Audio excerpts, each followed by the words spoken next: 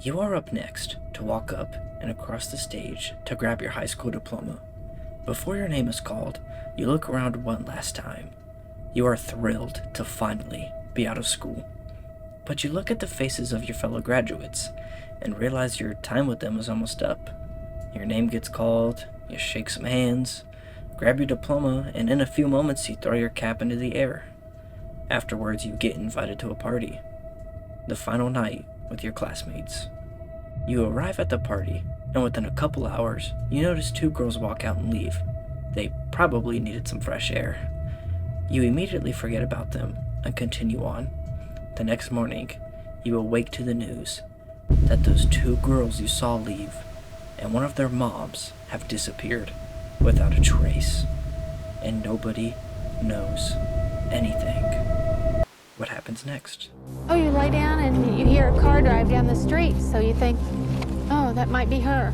If they've seen this guy or have any knowledge of this particular individual. Hoping someone will have an idea of what happened to these three women over the weekend.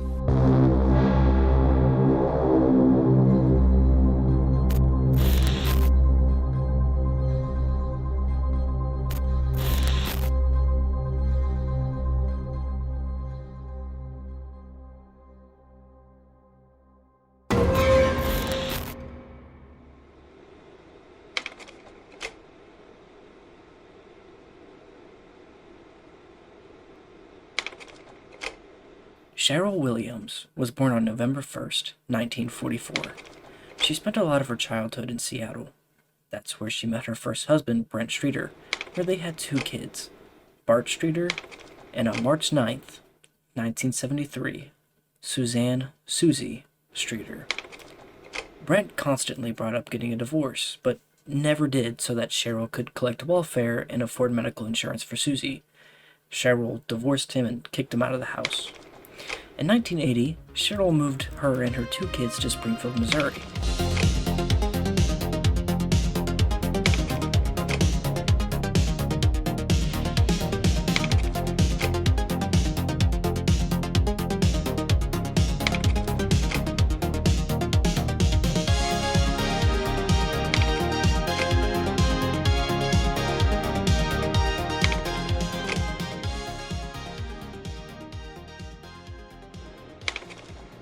She worked random jobs to make rent, but ultimately became a cosmetologist. Sherrill then married Don Levitt.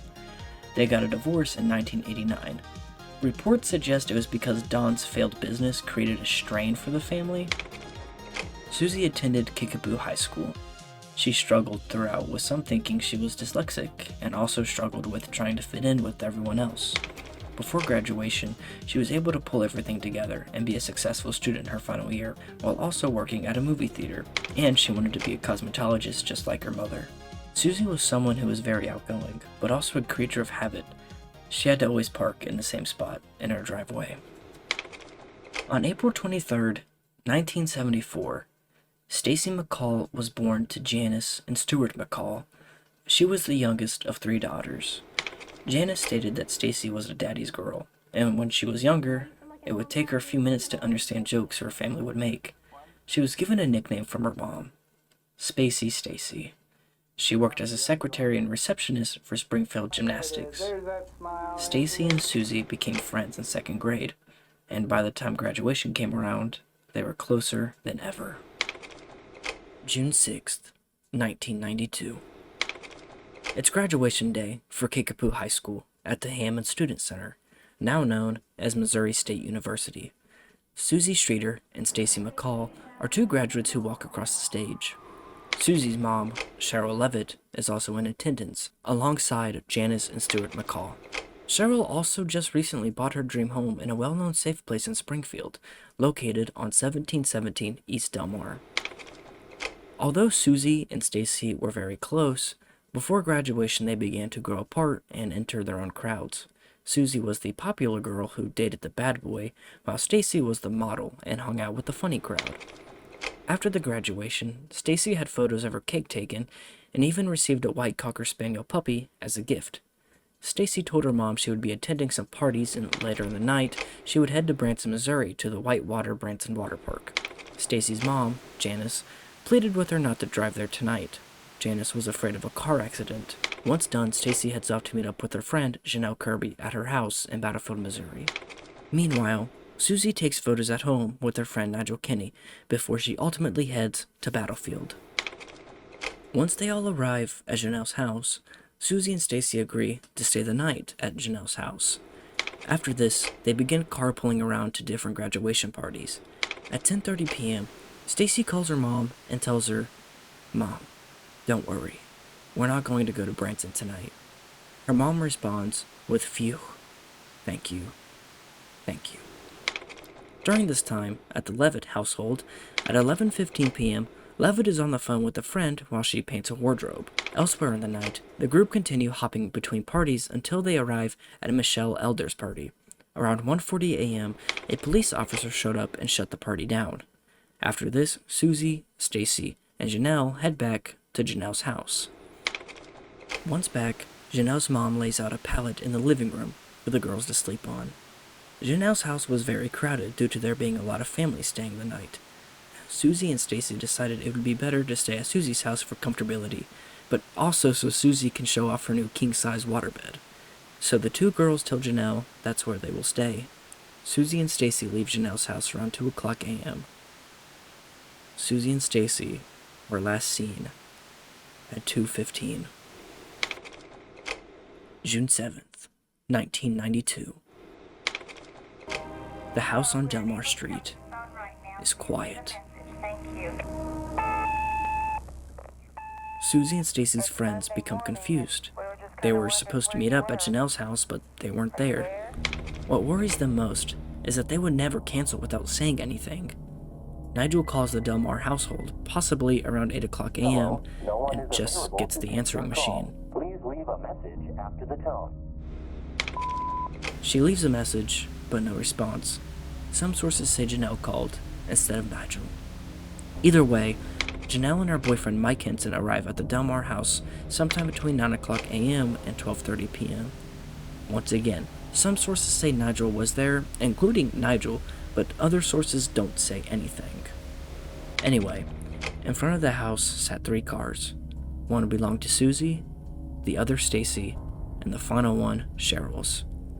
Nigel immediately noticed something was wrong. Suzie didn't park in her usual spot. Janelle and Mike head toward the house, and noticed that there was glass on the porch from a busted lampshade. Janelle and Mike swept up the broken glass so it didn't disturb Sherrill. Next, they noticed the front door was unlocked. They walked inside and noticed that it's empty. But they find all 3 of the girls' purses, and they were all lined up along the living room. Each purse contained their individual car keys, makeup, cigarettes, and Sherrill's purse held either $800 to $900. They also noticed that the TV is on, but it's just playing static.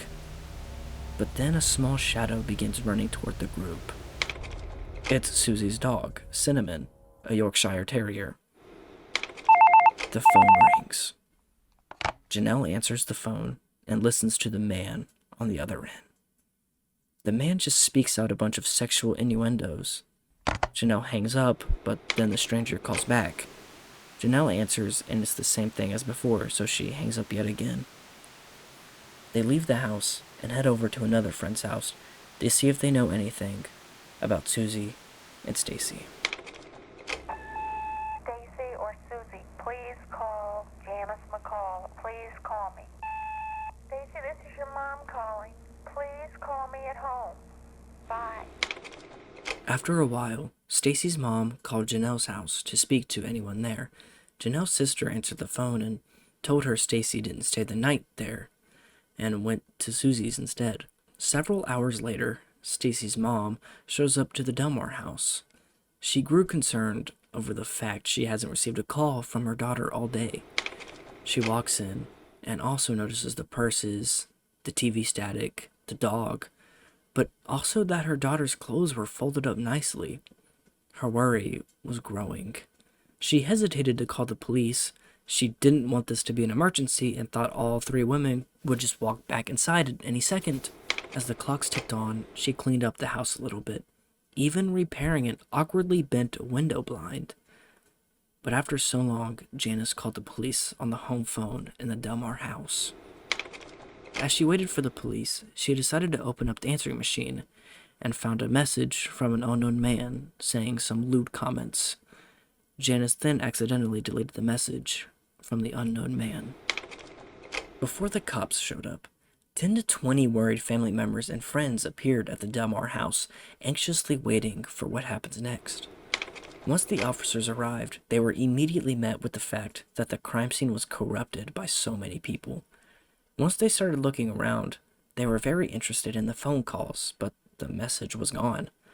The cops went into Sherrill's bedroom and noticed the bed looked slept on, but also the bent window blind. They noted that the girl's personal belongings were still in the house, along with Cinnamon.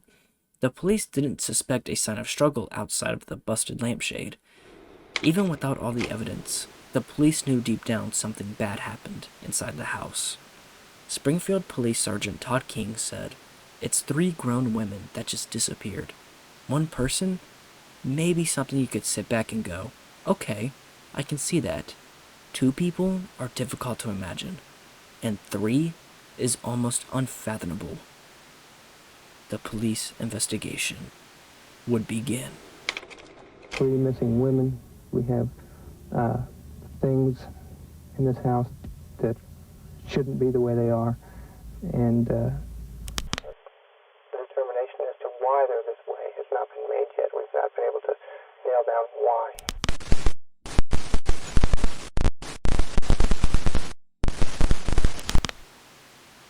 News would break, and the search would begin. Friends and family of 19-year-old Suzanne Streeter and 18-year-old Stacy McCall say it's not like them to just leave and not tell anyone where they're going. She calls and lets me know where she's going to be. She's never missed work. She's a very conscientious young woman. We're questioning everybody at this time, friends, relatives, anyone that has the information, anyone that may have seen them last, neighbors. We've done neighborhood canvas. We're just checking every lead we can at this time. The last time anyone saw Susan Streeter or Stacy McCall was over the weekend at this house in Battlefield. The girls had gathered here with some friends after graduating from Kickapoo High School on Saturday. They left here early Sunday morning. They said they were going to the other girl's house and they were going to be spending the night there, and they'd call me in the morning so we could go to Whitewater. And they never called me in the morning, so I called them, and I called and I called and called, and I got no answer. So I went over there, and they weren't there. This is Suzanne Streeter's mom, Sherrill Levitt. She's also missing. Last seen at her daughter's graduation ceremony at Hammond Student Center on Saturday. She lived in this house on East Delmar in Springfield. That's where police found the 3 missing women's cars. Authorities say there was no sign of a struggle. In fact, the front door was unlocked, the TV was on, their clothes were still there, their purses and personal items untouched. Her jewelry and things were left in her purse. Her makeup is there. An 18-year-old girl that's very proud about the way she looks, wears her makeup and looks nice, and she doesn't go out just wearing a t-shirt and her underpants. Springfield police have notified law enforcement agencies in the surrounding area and in neighboring states, hoping someone will have an idea of what happened to these 3 women over the weekend. Each of these sheets represents a citizen call to the police department. These calls came in just today. Each sheet contains information that the caller hoped would help police find Sherrill Levitt and Suzanne Street and Stacy McCall. Each call has to be checked out.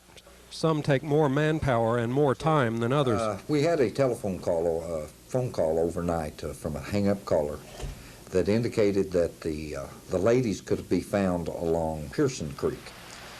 This morning we took 14 officers and have physically walked the Pearson Creek area from Jones Spring to where Pearson Creek empties into the James River, and found nothing of substance in relations to this case. During the first few weeks, Janice McCall and her husband Stu would make thousands of missing persons posters and put around the community. So you jump up and look out, or you think, gosh, what's she doing right now? Has she eaten? So when you try to eat something and it gets stuck in your throat, it doesn't go very far. Janice and Stuart McCall can't sleep or eat. Today was one of waiting by the phone, going to the police station, and this afternoon putting up posters around town, hoping that something will break the vacuum of not knowing. If you could hang some up for us, and we'd make enough if you'd even be willing to stuff them in the sacks or something, if somebody would do that. We'll bring them in. You'll do that for us? You can't sit still when you don't know anything. Yeah, it's hard to stay optimistic, especially when you don't know what's going on out there. I'm Mrs. McCall, and this is my daughter. Okay. And they're missing, and we'd like to put posters in your windows, on your doors. Okay. I feel like I'm in a bad dream. I want to pinch myself and wake myself up, but I'm not asleep. I saw her graduate Saturday night. We were there, and now she's gone. We don't know where. Even the community themselves were helping put up posters in efforts of finding the women. Flyers are being put up all over the city in hopes that someone, anyone, might have a clue as to what happened to Levitt, Streeter, and McCall. Friends and concerned citizens alike all have their own reasons for volunteering their time and effort. I can't imagine my daughter disappearing off the face of the earth and not knowing what has happened to her, and that we just basically feel like somebody out in Springfield knows something. If they saw something, maybe they saw these women and maybe can help out. So we're out trying to get the word out. Springfield police say all available personnel have been pulled off other duties and assigned to this case.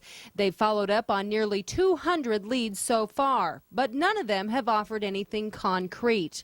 They're now questioning any and all acquaintances. We have obtained address books, phone books from inside the residence, mail, letters, cards, anybody's name with address or phone number, any way that we can get a hold of them, we're contacting. And a reward is now being offered to anyone with information that might lead to an arrest. If you wish to contribute, you can contact the Boatman's Bank on South Campbell Street. Over $1,000 opened that account today. Volunteers walked the railroad tracks along South Glenstone near the Levitt home. Nearby, the three women's pictures hung in the window of the Missouri Crime Victims Center. Inside, Stacy McCall's father shared the anguish, the ups and downs of 6 days without word from his daughter. It's no better today than it was the first day. I can't say it's a lot worse either. It's just kind of, you're in a numbness state, not knowing what's out there, what the outcome is going to be. The families want to thank the Springfield police and especially the public for the outpouring of support in an understandably difficult time of waiting. It's overwhelming. It really is. There's times when you feel overwhelmed with, you just didn't know those people. At the same time, hundreds of leads were filling into the station. The police began questioning every single lead. At some point, they even found a pair of panties and a Nike shoe by some train tracks in the area. We do not know at this time whether or not they're associated with the disappearance of the ladies, but again, it was articles that were out of place, should not have been there. At the same time the girls disappeared, these two cars were stolen. These two particular vehicles were stolen in the appropriate time frame when these ladies should have appeared to be missing, and we have been unable to recover them in a 5-day period. This mobile police command post sits outside Sherrill Levitt's home in south central Springfield. Then, within days of the investigation, a mobile police command post was stationed outside of the Delmar house on June 15th. Within 12 hours, they got their first lead from the command post. 6 p.m. last night, and at 6:30 we've got our first lead out of there. A lot of the public that lives in that area or drives through that area is stopping by, taking advantage of an officer actually being on site for them to talk to, and some lead cards are developing out of the command post. Officers and volunteers combed remote areas. Volunteers and police officers spent the first weekend searching the entire area, finding miscellaneous objects, but nothing to suggest correlation to the missing women. More than 24 detectives continue working leads around the clock, and leads continue to pour in. As long as you have leads to follow, your hopes remain high. Frustration develops whenever you're out of leads and you've went through your case 3 or 4 times. You can't think of anything else new to do. So at this moment, police had their first suspects. But before we get into that, I want to mention that every single one of Sherrill's ex-husbands None of them were in Springfield when the disappearance happened, so they weren't suspects. Finally located Brett Streeter in Kirkland, Washington. We located Brent Streeter also. You get the hell out of here. The first thing he said to me was, I know why you're here. You're telling me that my daughter and my wife are dead. And he made that statement to me before I even made any statements to him. He says, look into Bart. Bart was 27 years old and became estranged from his mom and sister a few months before the disappearance because he disapproved of his sister's relationships. Father told the police that you might have been indirectly responsible for this. Oh, man has no idea what he's talking about. He hasn't been part of our family for a very long time.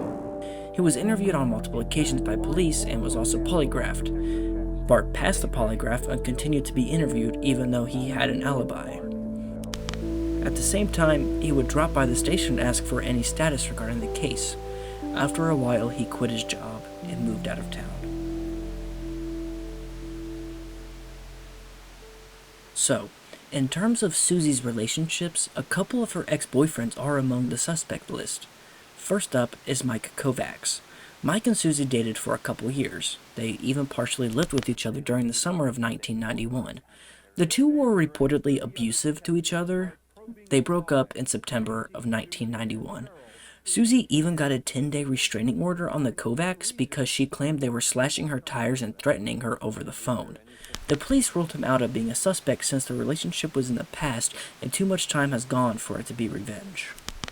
And I'm telling them that, if they've seen this guy or have any knowledge of this particular individual. Randy Price, like dozens of other Springfield officers, is doing his part to find out what happened to the three missing women. The task today is circulating their pictures, along with a composite sketch of a man police call a suspect. Keep in mind that this is a couple days old. The subject could be clean shaven or maybe cut his hair or something like that. Just anything at all that you can help us with. Okay. Police were able to make a composite portrait of a potential suspect. The portrait of the man shown was noticed by someone 2 days before the women disappeared on East Dunmore, less than a block away from Sherrill's house in the early morning and then later that evening. The man was described to be around 34 to 38 years old, around 5'8" or 5'9". A woman who lived 4 blocks away claimed she saw a similar man on June 6th, along with another man in an orange vest. She claims the men knocked on her door. Without success, they moved to the back door in attempts to enter, but weren't successful and left. If has any information, maybe they'll contact us and we can work it out from there. I said, I got daughters too, I got daughters too. And help from the public may be about the best help available. In Springfield, Scott Boyd, Cullerton News Beat.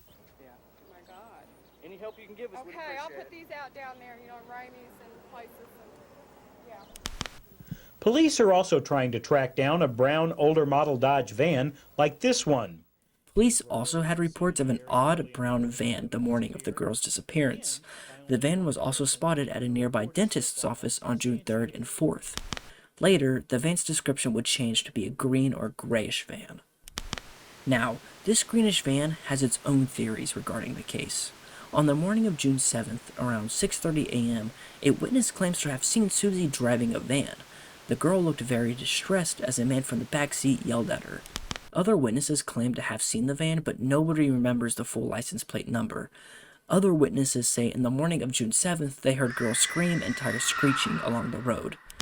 In October 1993, the police got a call saying that a couple abandoned a van in a public campsite in Indiana. The van itself was stolen from Springfield, Missouri around the same time as the girls went missing, although this van was blue. Good afternoon. A call came in and I answered the phone. I'm sorry. But the lady said the old lady is dead and the 2 young girls are dead too. And I said, who is this? And she repeated, the old lady is dead and the 2 young girls are dead too. Okay, Mom. They're not dead. Well, I know they aren't.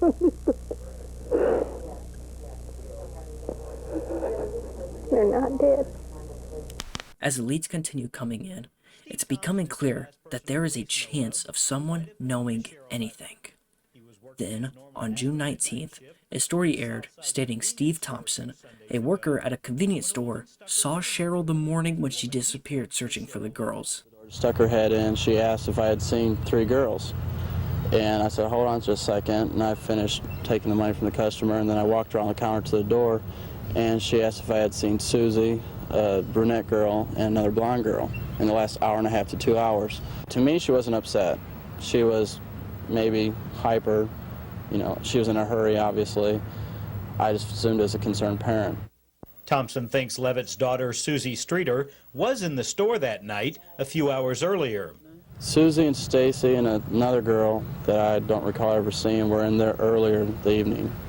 I'm not sure on the time. It could be anywhere from 10 to 11, 11:30, somewhere in between there. They buy something?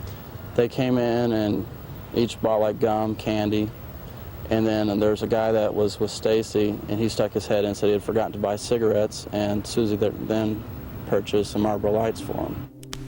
His claims were never proven true or false. But across the street at the Fast and Friendly, I didn't think it was the lady in the picture, Sherrill. Wanda got a better look at the mystery woman, and she's sure it was not Sherrill Levitt. Her hair was longer than the lady in the picture. I'm pretty positive it was him. Police, who just yesterday said they were fairly confident of Thompson's information, today hedged somewhat that it was Sherrill Levitt out that night. That's one of the key things we want to do, is to find out why this conflicting information is there and put it to rest once and for all as to what actually occurred. Thompson says he's sure it was Levitt. Police just hope someone comes forward to confirm a vital piece of information. It's just a tremendously frustrating experience. I wish I had the answer. I'd give my left arm to have the answers to this.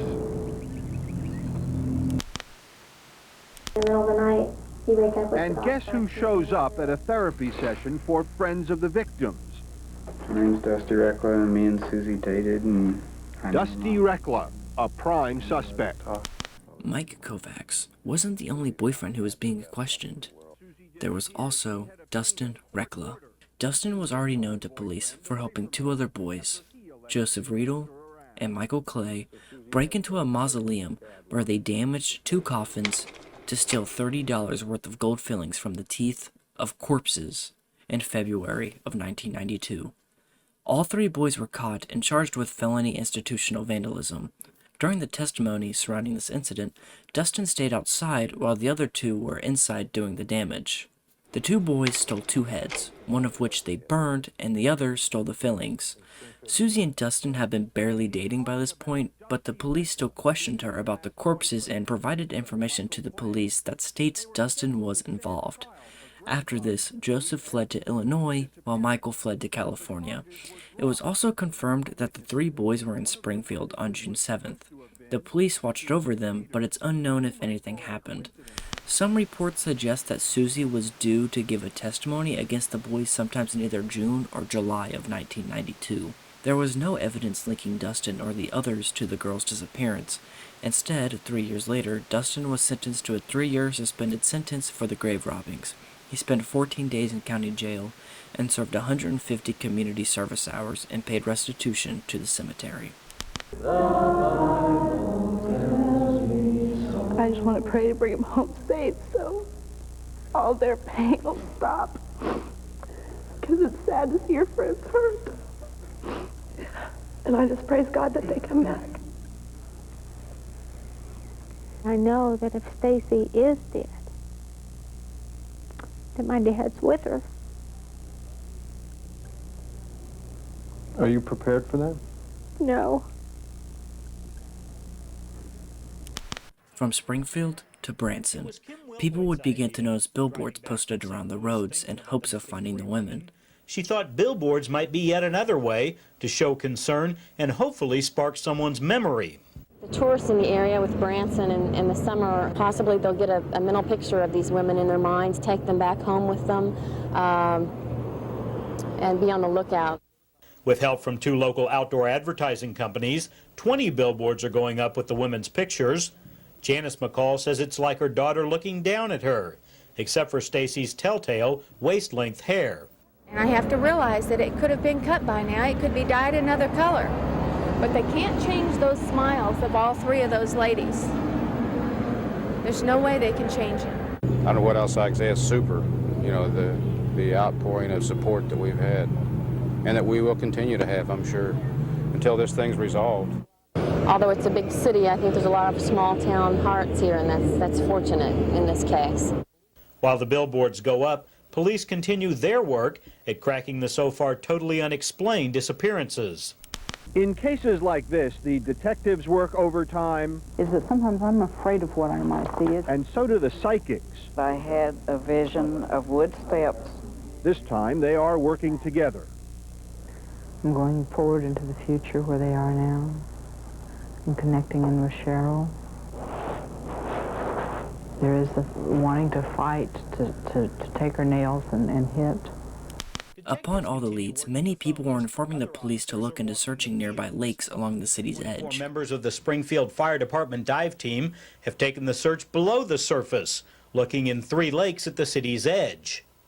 Now with this 3-dimensional sonar graph, that search can get even more intense. Underwater, whether it be an automobile, a stolen article, a body, any number of things. It'll just save a lot of time and a lot of effort. You can't swim a whole lake, but if you can, look at something, see something, you can go down, check it out, and continue on. The graph, donated by Bass Pro Shops, is one normally used by anglers to find concentrations of fish, but it can also map the bottom of a body of water. That allows the dive team to mark unusual objects underwater with buoys. Divers then head down for a closer look. You need to see what that is right there first. Right here? Yeah. The police spoke to everyone they could, friends, family, even all of Sherrill's clients from work. Those are all our clients? Yeah. We'll call them, we'll go see them. Every one of them? We'll find them, absolutely. How many are there, do you know? I'd say there's several hundred there. So far, the underwater search hasn't turned up any evidence in the case of the missing women, but dive team members say it has provided valuable training experience nonetheless. All of this happened within the first month. The investigation was leading nowhere. You know, when you can pause a video on TV, we're paused until Stacy and Suzie and Sherrill are found. Months begin to pass. The community in Springfield holds strong and hopeful, as well as Janice and Stu. Leads continue pouring into the station. There were around 5,200 tips from callers, but they were slowly becoming more and more bizarre. And I mean really strange and bizarre. We're talking theories of aliens abducting the girls, or that the girls were taken into the human trafficking world, and a lead that took police all the way to Webster County, where there was a known criminal roaming around that area who might have taken the girls, sexually assaulted them, chopped them into pieces, and then finally fed them to pigs. Very bizarre things. A freckle-faced 18-year-old who has a special quality of making people feel good about themselves. 19-year-old Suzie Streeter. Stacy and Suzie were best friends since the 4th grade. And Suzie's mother, Sherrill Levitt, a bright, energetic woman who raised Suzie as a single parent while working as a beautician. Her pride and joy, their immaculate home, and her beautiful daughter. 3 women connected to their hometown only by hope and prayer. In July of 1992, America's Most Wanted dedicated a segment to the missing girls. In the segment, we got some words from Janice, Janelle, and Nigel. They each discussed the moments leading up to the disappearance and the discovery. And it's just like there's nothing I can do to help them. And it's the worst feeling. I feel like I'm helpless and I can't do anything about it. I miss my best friend.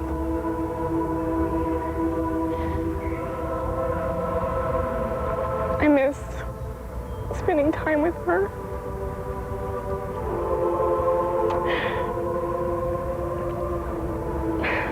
I just miss her being around. I mean, every minute, they're on our mind, every second. If she's with someone that's holding her against her will, or if our worst fears are ever thought of, And if they come to be realized, then she's with God then too.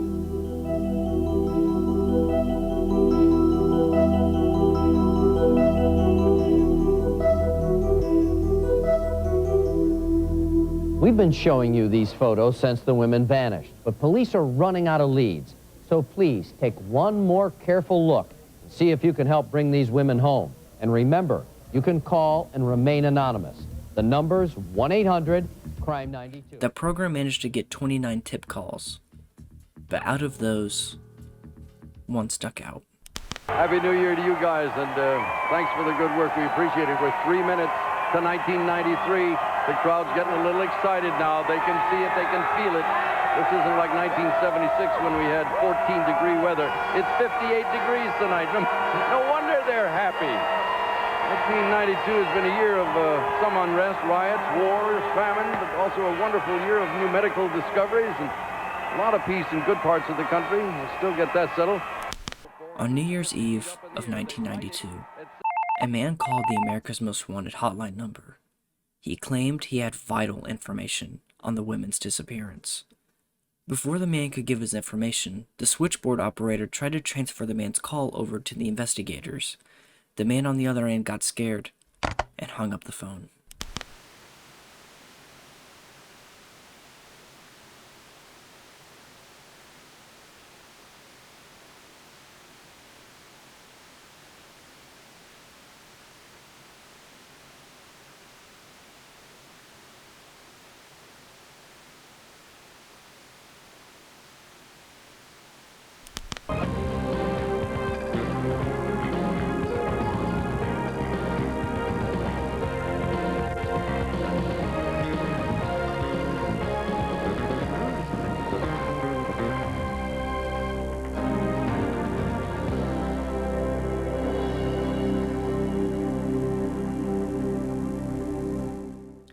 On September 2nd, 1992, the 48 Hours program would air their episode based around the case. In the episode, we saw the camera crew spend time with Janice and Stewart, but most of the time the crew followed around Dave Asher, who was one of the leading detectives on the case. On March 9th, 1993, Sherrill's father made a video pleading for the girls to be found. He also boosted the reward fund for the missing girls up to $47,000. Today that telephone is silent, but we continue to hope that it might again come to life. We miss our two young ladies, and we know that Stewart and Janice McCall are also hurting terribly. He also announced he's boosting the reward fund in the missing women case, now up to $47,000, and again appealed for information. That kind of public appeal has been key to investigators throughout the last 9 months because so little evidence was found inside Sherrill Levitt's East Delmar home.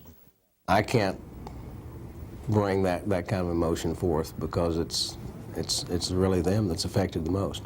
It is difficult to go back and try and talk to people and look in a camera eye and say, I want my daughter back. You know, I do want her back. But every time that and every day that I have to do it, my stomach ties up into knots.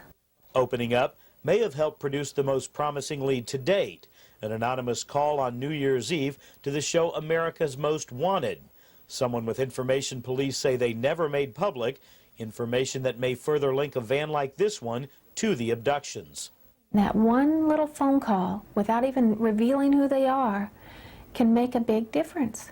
That could be the difference in finding Suzie, Stacy, and Sherrill, or not finding them.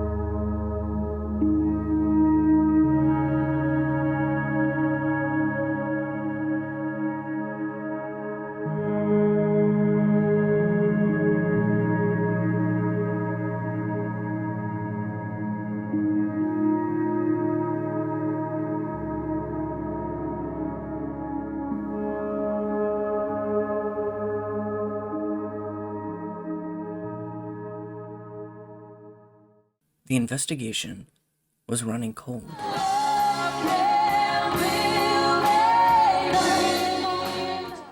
The police have been searching for nearly a year, along with the community doing anything they can to help find the women.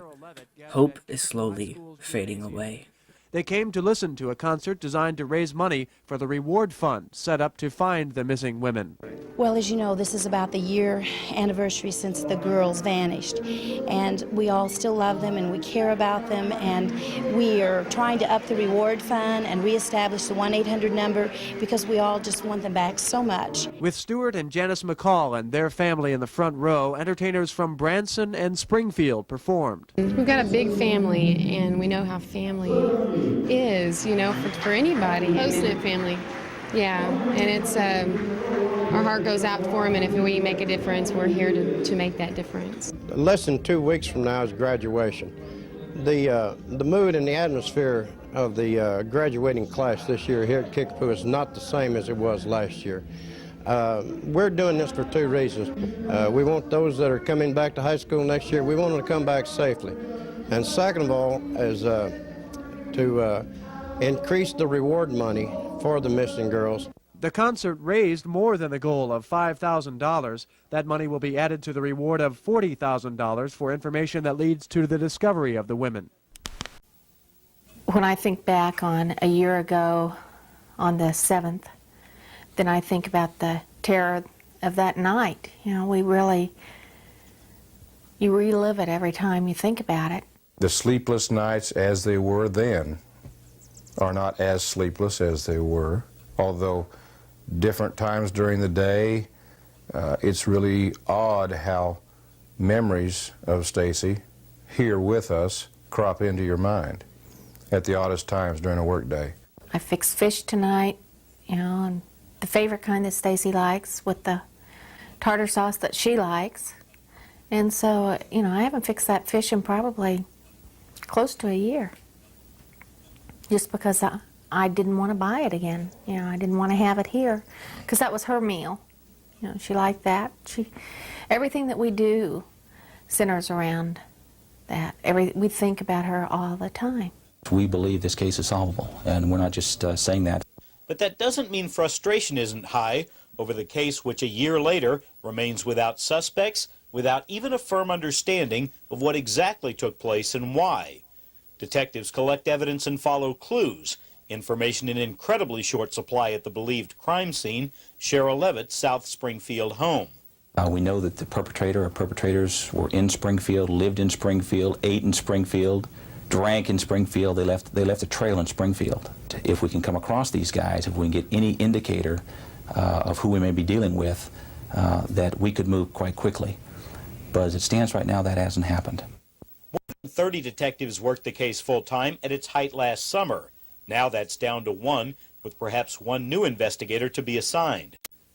I think that there is some benefit to going back to the early days of the investigation, bringing in someone who has not been involved in it and giving them the opportunity from a fresh perspective to look at it. Police say logic dictates the women are no longer alive. The McCalls prefer to listen to their hearts. I can't accept that, you know. I have to go with the thought that she is out there still alive somewhere. After this segment aired, the news coverage surrounding the case was also slowly dying. About halfway through 1993, newspapers and news outlets stopped posting photos or updates about the women. Janelle Kirby would write a letter to the press. I find it hard to believe you are no longer posting the days and pictures of Suzie Streeter, Stacy McCall, and Sherrill Levitt in the newspaper. You are the only way we could keep this in the public eye from day to day. It seems like you have given up on their coming home. I strongly believe in my heart that my 2 best friends, who I miss very deeply, will come home. All that we have left to hold on to is hope, and you are taking part of that away by removing their pictures from the newspaper. I want you to put yourself in my position. Would you want people to give up hope and quit praying for their return? With their pictures in the paper, maybe someone will see it, know something, and come forward. By you taking them out of the paper, we cannot pray for that. Springfield needs to always remember and pray along with us for their safe return. In 1994, Stu and Janice established the One Missing Link organization. This aimed to connect families experiencing the same thing as themselves. Over time, the two of them would be on multiple TV programs, from Oprah, Inside Edition, and Good Morning America. They advocated for multiple causes such as missing links, but also domestic violence in hopes of helping prevent other people from going missing. The family of Suzie and Sherrill continued to grieve. The majority of their family lived away from Springfield. Debbie Schwartz, Sherrill's sister, would tell the Springfield News Leader in 1995, "It doesn't get a lot easier. When things hit you, they hit you in the gut. It's as intense as it was 3 years ago." But hope would soon come back, because we aren't done with the suspects just yet.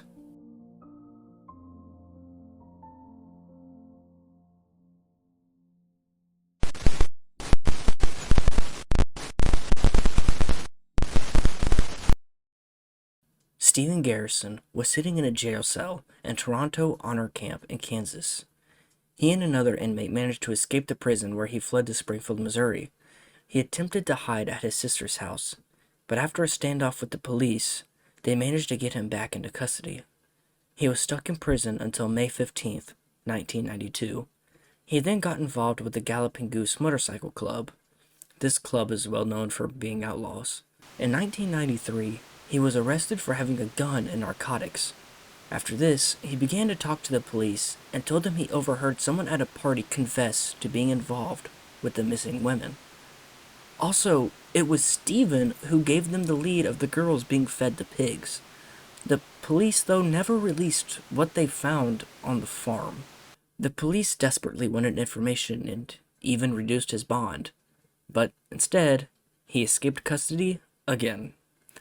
But then Stephen Garrison decided that in August of 1993, he would break into a woman's apartment and threaten the woman with a knife, where he would sexually assault her multiple times and then rob her. She reported this to the police, and Stephen was arrested. Thank God. This time, he stayed in jail. He provided no further information to the police in regards to the whereabouts of Suzie, Stacy, and Sherrill. In 1996, the case would find its biggest suspect, and who some believe was truly behind this crime: Robert Craig Cox. Robert was raised in Springfield. He was known as a loner, and following his graduation, he enlisted into the Army. December 30th, 1978. Sharon Zellers was last seen leaving her job at 10 o'clock p.m. She vanished until January 3rd, 1979, where her car was found without her in it. The next day, her body was found in a manhole. Robert was a quick suspect. Since the night Shannon vanished, he walked into a hotel with blood on his chin and some of his tongue missing. But the cops couldn't pin the crime to Robert, not yet at least. In 1985, he was arrested and was guilty of kidnapping and assaulting 2 women in California. In the next couple years, new technology came into the world that would connect Robert to the murder of Sharon. He was found guilty of murder in 1988 and was sentenced to the death penalty. So, you may ask, why bring up this guy? How is he a suspect? He was about to be executed. Well, for some reason, in 1989, he was acquitted of the murder and was a free man once he finished his jail time in California. Once released in 1990, he'd returned to Springfield, Missouri. But the family of Sharon Zellers went through so much, to not knowing who caused their life to change, to finding the man just for him to be released. It's tragic. In April of 1995, Robert was arrested near Dallas for armed robbery. At this point, the police in Springfield already had an eye on Robert due to his past. But the thing that really pushed their suspicion was when Sharon Zeller's family said that they were following Robert since he was released and stayed up to date with his actions. They were the ones that tipped the police about Robert. The police did question Robert back in 1992, but they thought he seemed friendly. But crazy enough, at the same time, Robert was being theorized of being the I-70 killer. That's a discussion for another time. When investigative reporter Dennis Graves from our Springfield affiliate KY3 gets wind of the recanted alibi, he heads to Texas on a hunch. Graves is hoping to find out if Cox knows anything about the missing three in Springfield. Instead, he gets what sounds like a confession from a killer. I know that they're dead. I'll say that. I know that. That's not a theory. Yeah, but I know that I just know that they're dead. That's not my theory, I just know that. Robert was blunt with reporters about the missing girls, and even told them he knew where they were buried near Springfield, but that they will never be found. Well, technically, he theorized this. Robert confirmed he knew where Sherrill lived, but also some say he worked with Stacy's father at a car lot. But also, Robert worked as a utility worker. Now, in terms of his whereabouts on June 6th of 1992, Robert's girlfriend told police that they went to church together, but she later on admitted she lied to the police because Robert asked her to. Of course, Cox was known for stalking women.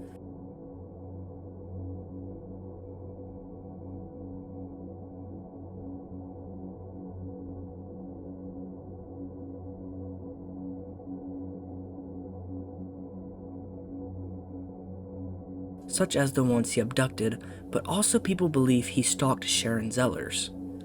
Robert would also speak his mind about what he thought happened in regards to Suzie, Stacy, and Sherrill, such as the killer probably posed as a utility worker, but also that Suzie and Stacy weren't the targets, but Sherrill was, since she was home alone. Cox also stated to authorities and police that he will say what happened to the three girls once his mother passes. Now, everything he said isn't confirmed. Neither is his involvement with the crime. Also, there isn't any standout evidence to link him to the case. So as stated, he's just a suspect. Thankfully, he is spending life in prison. But he had one thing to say regarding everything he's done and everything he may have been involved with, implying the missing girls and even the I-70 killer. Robert Cox said, "I could sit back and enjoy it. It's like I have 2 or 3 games going on at once."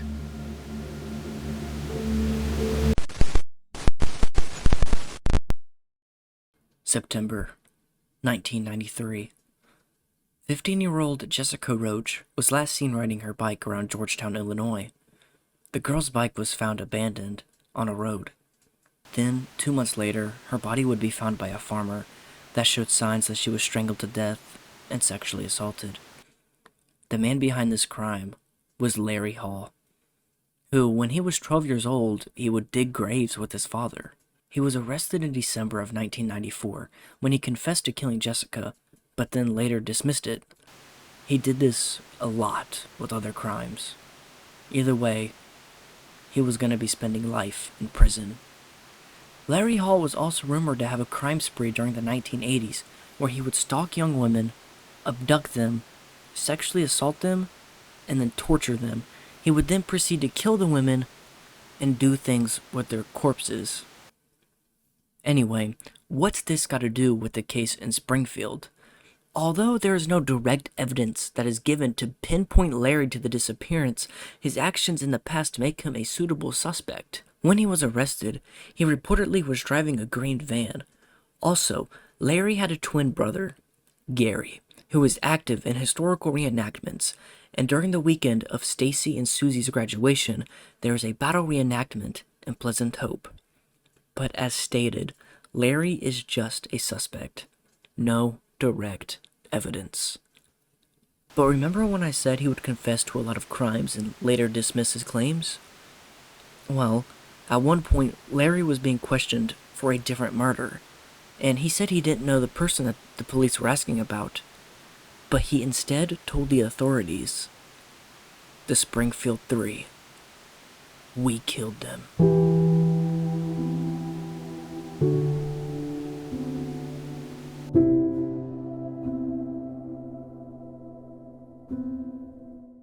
In 1997, Suzie Streeter and Sherrill Levitt were legally declared dead.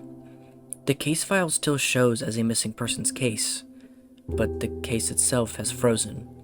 No leads, no suspects, nothing.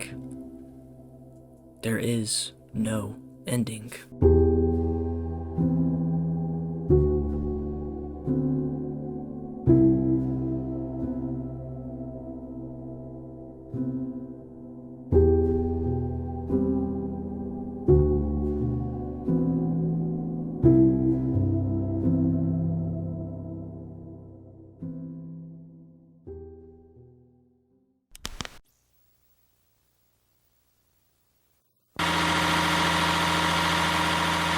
Just days before the 5th anniversary of her daughter's disappearance, Janice McCall helped supervise the placement of a memorial bench at the victim's garden in Phelps Grove Park.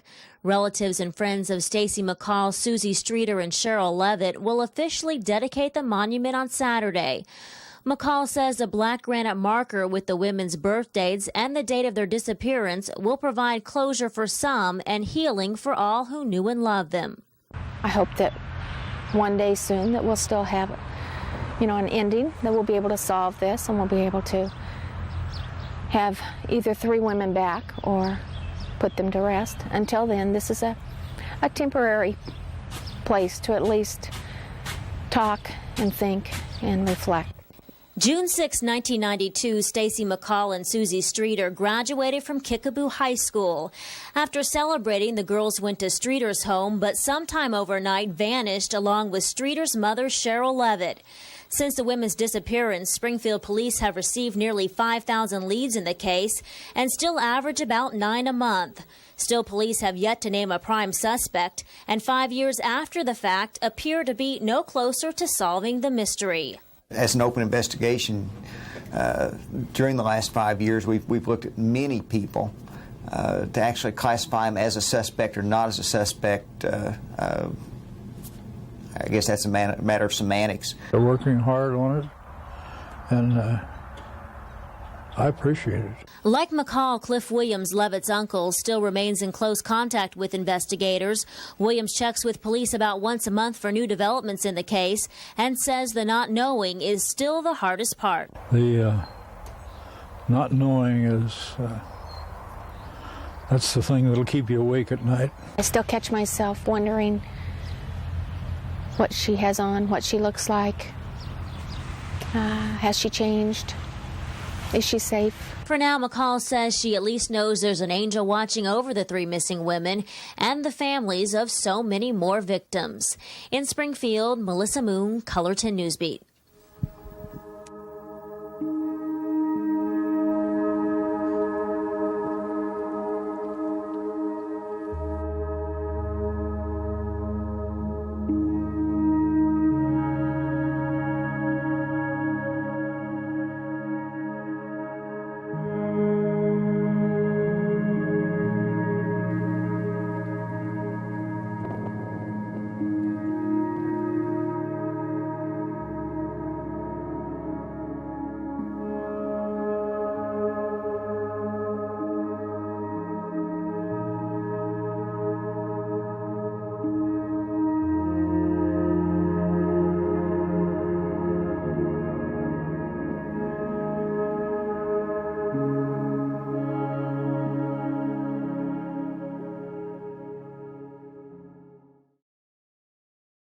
"10 years after the disappearance, detectives decided to relaunch the investigation in hopes of finding an ending to the case of the Springfield 3. The first thing they did in 2002 was that they received some information about 2 men who worked at a concrete company and had a green van. The 2 left very shortly after the Springfield 3 went missing, but nothing suspicious was found with the men. The police would have dig sites set up in a few areas since multiple leads suggested their bodies were buried, but nothing was ever found within the sites. 2006. Kathy Baird was a reporter, but also a true crime blogger. She took a lot of interest in this case. She received the tip stating that the 3 women were buried underneath the parking garage of the Cox Health building before the lot was built a year after the disappearance. The police didn't think much of this, but Kathy needed to know. Well, there's a discontinuity in the subsoil, subbase. It changes. Once you go inside that perimeter, which indicates it's been disturbed differently than the rest of it. And then inside that perimeter, there are some weak and strong reflections, which are very close to the same dielectric constants. In other words, it's different, but it's set in there long enough that the salts and stuff from the soils are starting to migrate into whatever it is, and it's creating it some strong and weak reflectors. So in other words, what you're saying is that the soil is starting to absorb whatever is there. Whatever they're starting to absorb the chemicals of the soil. Okay. This is all different right in here. It starts at 2 foot, actually 1.93 feet to 2 feet from the top of this surface. And it goes down to the top of where this anomaly is showing up. And then through the bottom of the anomaly, we're back into the soil conditions again at 3 feet. So there's a layer of approximately 12 inches. Okay. And you say you do grade markers. What is your data telling you, indicating that it may be? It's very similar to what we see when we're over old graves. The other anomaly that can show up sometimes similar to that's tree roots, but I don't see any trees anywhere close. And you're not picking it it up anywhere else? I'm not picking it up anywhere else but inside this perimeter area. Once I step outside the perimeter area, I see the slab, the Mary came up with the slab, the subsoil, the gravel, but in this area it's different. Are you able to tell if it's just, you said you're able to do grade markings, so you obviously know what bones look like or what they may look like? Actually, when we're looking, especially older graves, what we see... How old do you think? Can you tell by your... No. Okay. I can just say that there's been enough time in there that the reflectors are starting in places to get similar to the soil. So it's not recent. So we need to get up and find out what's underneath there? Whatever is that, if that's what the speculation is, it's absorbing, or it appears to be absorbing, the characteristics of the soil around it. And if you wait longer and longer and longer, what happens then? As far as radar goes, it gets harder and harder to see the bones, if that's what they are. Or it could be wood that's soaking up the salts as well, okay? The changes in the soil conditions won't change. You can come back many years later and you'll still see that same transition as you go through. I have a couple other questions for you. In these spots right here that you marked, would they be able to be cored out, or will this whole area here need to be dug?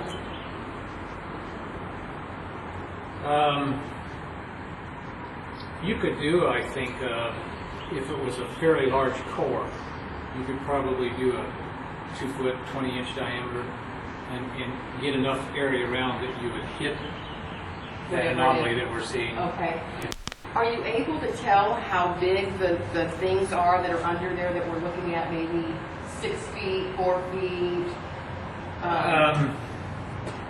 Inside this area, over the strongest parts, it's about 2 foot wide by 4.5, 5 feet long that I'm seeing.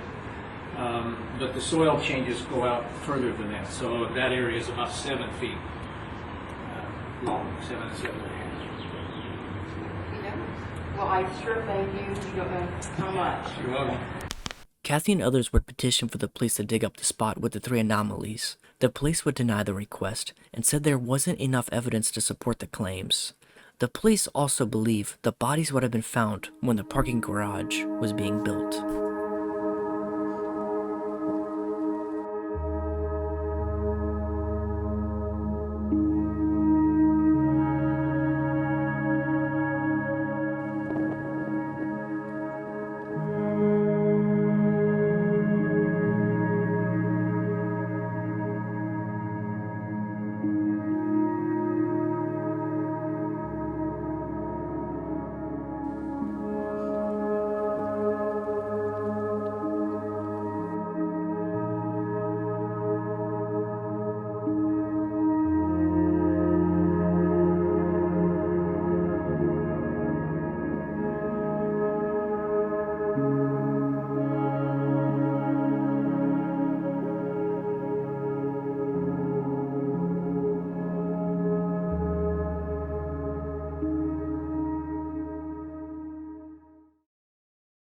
2017. They are known simply as the Springfield Three. 18-year-old Stacy McCall wanted to attend Missouri State University. I want to hear about Stacy. During a segment with True Crime News, they were covering the Springfield Three. The host spoke with Janice McCall and Nigel Holderby, formerly Kenny. But they also spoke to Kathy Baird.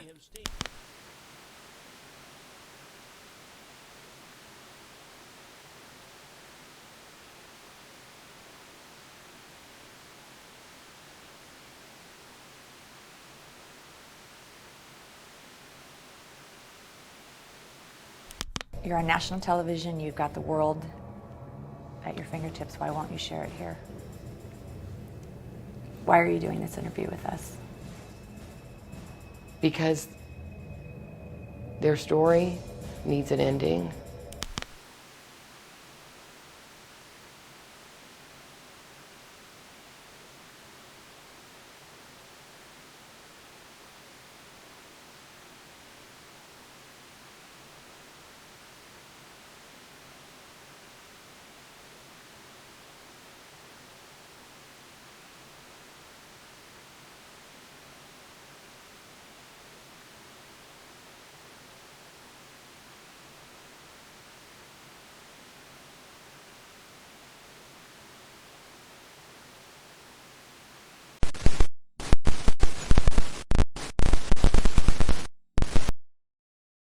Years would continue to pass, from 10 years to 15 to 20. Nothing new was coming into light. But really quickly, there was someone I think we should check in on. Bart Streeter. Since the disappearance of his mom and sister, he went down a rocky road. He returned to Springfield in hopes of finding answers, finding an ending to this case. But he found nothing. Now to a man who was once investigated for a major unsolved crime in Springfield, that being the 3 missing women case. Recently arrested in Tennessee for attempted false imprisonment of a teenage girl. The 3 missing women case from 1992, of course, remains Springfield's oldest and most notable mystery. Sarah Forhat has more on the old case and the current accusations against the man in Tennessee. Sarah. Well, a man who was investigated back then, Bart Streeter, for that crime. This is Sherrill's son and Suzie's brother, Mr. Streeter. He was recently arrested in Tennessee for attempted false imprisonment. All right, take a look at this video. This is from our affiliate, their ABC affiliate in Nashville. And just outside of Nashville, you'll see him. He walks into a nail shop and he's kind of looking around. He has a smile on his face. This is the store's owner here. She kind of describes what happened. He picks up a woman's hand and shakes it. And then he points to a 15-year-old girl, a customer, claiming that he was her grandfather and saying that he was there to take her home when she was finished. Well, she had never seen him before, didn't know who he was. He was eventually charged that day for public intoxication, disorderly conduct, and then again, attempted false imprisonment. Now, Springfield police would not talk to us about this incident, but we did talk to Janice McCall. She's the mom of Stacy McCall, who went missing. She says she's aware of what happened, and she's hoping that Springfield police will investigate this much more thoroughly, and she's not happy about it.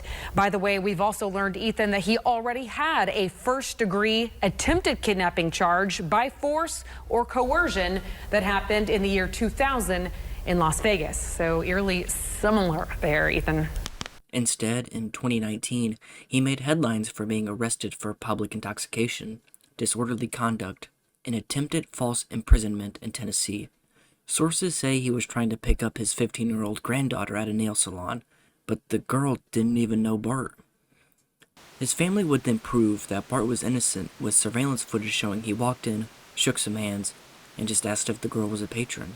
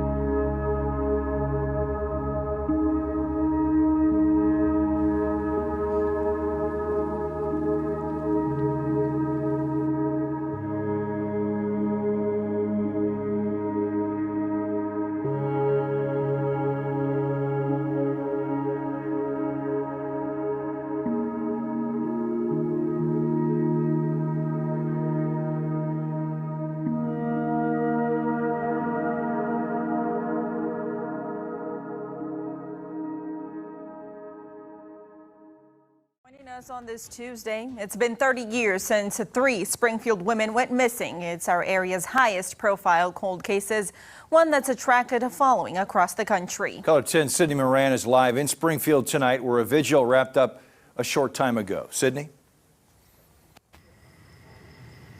Steve and Jennifer, you can still see these 3 candles lit here tonight to remember Sherrill, Levitt, Suzie Streeter, and Stacy McCall. But earlier today, there were tons of candles lit to remember those 3 women. Now, loved ones brought missing person signs describing these women and when they were last seen. Now, many people lit candles, and as those candles were lit, people sang along to Amazing Grace.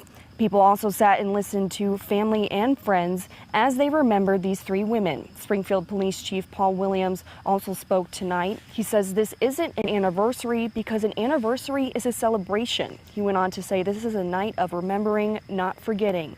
Stacy McCall's mom also talked to families tonight, and she asked the community for their help. I hope that these candles being lit will be just one way of lighting their way back to answers. All we want is answers. And if you know someone that has the answers, please let them know that it's okay to come and tell us. It's okay to go to the police and tell them. You know, all we want is the answers. And those 3 women are also being remembered by this bench here, which has each of their names engraved and the date that they went missing. Reporting in Springfield, Sydney Moran, Ozarks First. 30 years have passed. Janice and Stuart still don't have the answers about where their little girl is. They lived 30 years constantly searching, hoping and praying for her return, but never got it.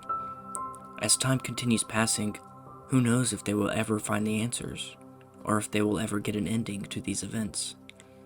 Bart and his family continue to struggle down hard paths, both personally and bearing the knowledge that they may never see their 2 family members again. The community of Springfield continue holding out hope for the return of the 3 women. They plan to never forget the 3 girls that vanished.